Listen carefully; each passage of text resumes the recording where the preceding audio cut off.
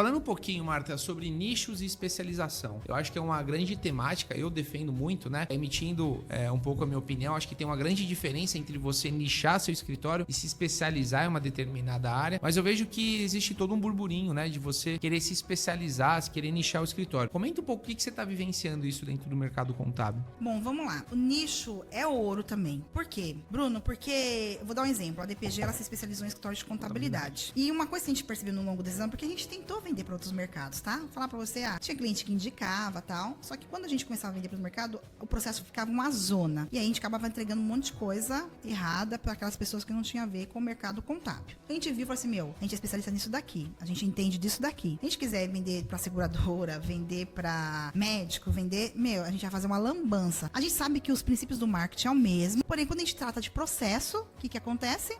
Tem muito problema quando se trata de processo. Então, por que eu vou defender sempre o nicho? Primeiro, eu vou dar um exemplo pra vocês. Esse dia eu tava no grupo, mais ou menos uns 2 meses. Aí uma moça chamou, eu tô em vários grupos de agência, aí a moça chamou assim, gente, alguém tem um contador especializado em agência pra me indicar? Aí eu falei assim, eu tenho aqui, tá? Eu falei assim, aconteceu uma lambança aqui, o meu contador falou que tinha entrado a nova lei trabalhista, que eu não precisava mais de sindicato. E aí eu não usava mais sindicato nenhum. Levei aqui um processo do sindicato, porque dentro da convenção do sindicato, tem que fazer homologação no sindicato, tal. Se o contador dela fosse nichado, qual é a chance dele ter um time que vai pegar a convenção, vai destrinchar a convenção e falar, fulana de tal, você tem que fazer isso, isso e isso. Mas como o cara atende vários segmentos, é óbvio que esse cara não vai destrinchar a convenção de vários segmentos. Ou seja, ela tava pistola, tudo bem, que eu sei que ela deveria estar olhando pra isso, que ela é empreendedora, tal, mas isso é uma coisa que, querendo ou não, como o contador assumiu essa parte da folha, entendeu? Como assumiu essa parte da folha, o empresário acaba achando assim, não, ele que tem que fazer isso daqui. Ele vai depender da opinião do contador, né? Exato. E como você disse, a gente pede opinião do contador pra tudo. Exato. Pra tudo que a gente vai fazer. Então, aí eu fiquei pensando, tá vendo? Se ele fosse nichado, talvez a chance disso acontecer seria bem menor, porque ele teria lá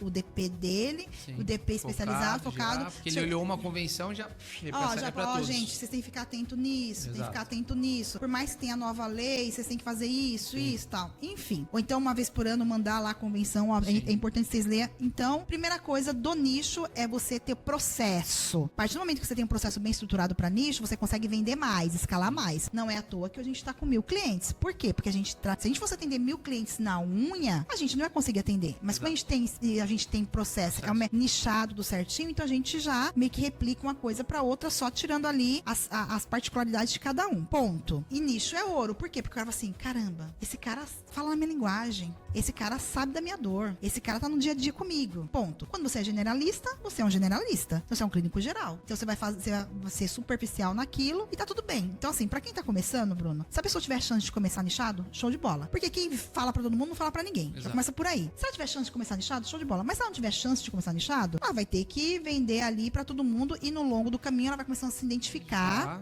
com aquilo que ela gosta, com aquilo que o time dela quer fazer, tal, pra entregar. Mas, assim, quando a gente fala de internet, quando a gente fala de Google, você pode escolher uns 3 nichos, 4 nichos, que é mais fácil, mas quando a gente fala de rede social, é um só e seguir naquilo. Não adianta de manhã você falar pro médico, à tarde falar pro dentista e à noite falar pro cara do restaurante. Exato. Não adianta isso. Então você precisa começar a olhar com muito carinho pra isso, porque é aí que tá o dinheiro grosso e é no nicho que você vai conseguir escalar. Sim. Acabou. Ponto. Não existe. Marta, que nem o Richard Arconfirp hoje tem 1.500 clientes lá. E ele tem clientes de tudo quanto é jeito. Sim. Ele fala.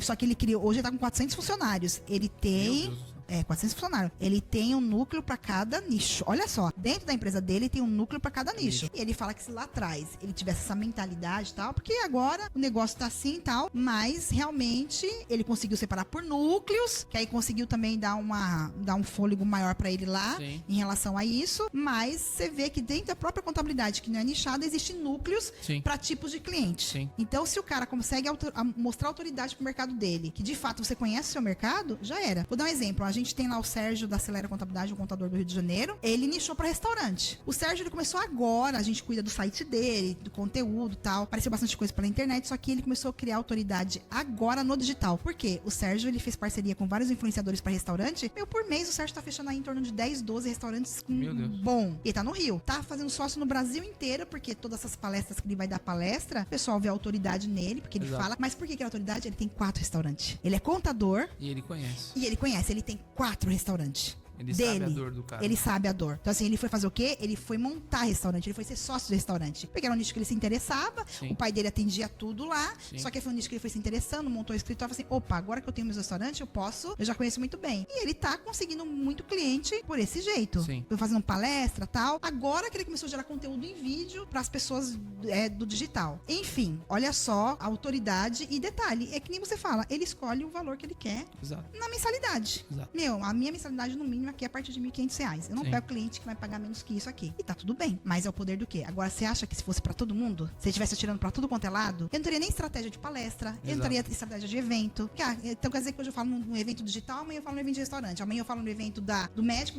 Meu, não tem. É a mesma coisa, Marta, eu vou falar pro contador, amanhã eu falo pro advogado. Não, mas e outra coisa, um ponto importante que a gente tem que falar é que é sobre humano.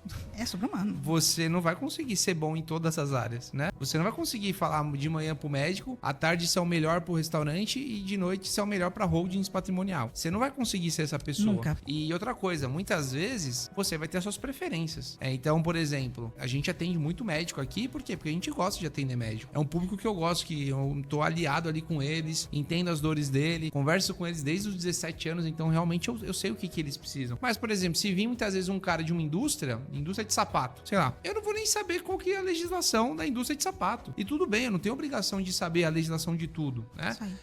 E a gente veio, né, de uma geração que o normal era ter um escritório generalista, né? O normal era você ter um escritório que você atendia todos. Acho que assim, gente, você não precisa tomar de início, que eu acho que é uma decisão muito difícil, fazer o seguinte, ó, eu vou montar um escritório apenas para médicos. Se vir a esposa do médico, né? E ela tem um comércio, ela vir aqui para você e querer ser sua cliente, você não vai negar, né? Se você consegue atender, atenda, não tem problema nenhum. Se especialize numa área, que seja negócios digitais, médico, engenheiro, arquiteto, porque qualquer área que você for analisar, existem inúmeras possibilidades de conversão. Só na área médica são mais de 600 mil CRMs. Restaurantes, deve ser milhões de restaurantes que existem no Brasil.